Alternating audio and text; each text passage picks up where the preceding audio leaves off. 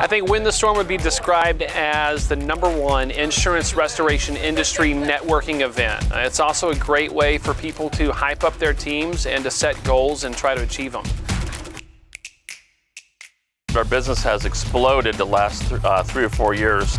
80% of that is through Store Ventures, affiliates, and people I've met through the industry, just through the Facebook you guys have, and also the trade show. So it's been a thriving part of our business for sure.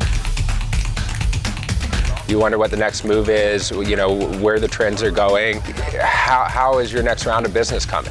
And building those relationships with your customers, with property management companies, and with people within the industry through SVG is invaluable.